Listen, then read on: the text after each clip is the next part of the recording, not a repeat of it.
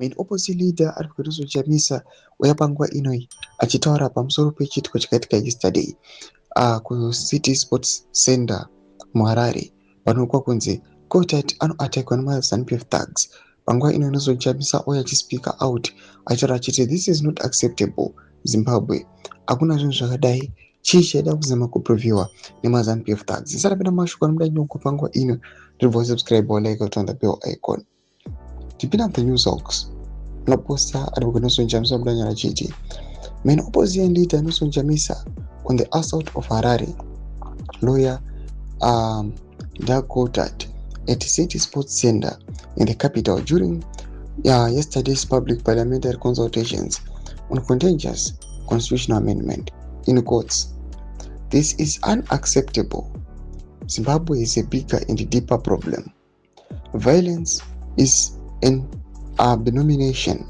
Why is this being allowed? Question mark.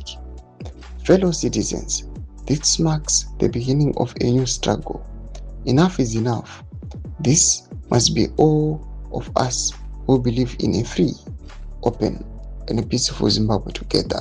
Thomas Karukuda Pankwa ino arikuna Nelson Chamisa is urging my citizens kuti aiwa, it is now the time to rise up. Chatava neimwe problem. Noda kuti kuona kuti the same spirit ya 2008 ndio tikuona kuti ZANU-PF haisati yasiya that spirit yakuintimidata, yakuya ichiataka vanhu vainenge yashedza again, kuti inoshedza vanhu pamapublic hearings yaitinze maonero enyu but iyoyo ataka those people, iyoyo dhinaya kuti vamwe vanhu ngavataure, vamwe vanhu havasi kubvumirwa kutaura. Madevelopments ari kuda panguva ino anoonekwa kunzi this situation yakaitika yesterday, it is unacceptable.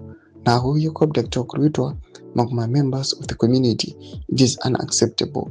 Pena comment section medu za mfunguro enyu matukudipa pamusoro pechitiko ichi. Musaona subscribe or like, chita on the bell icon.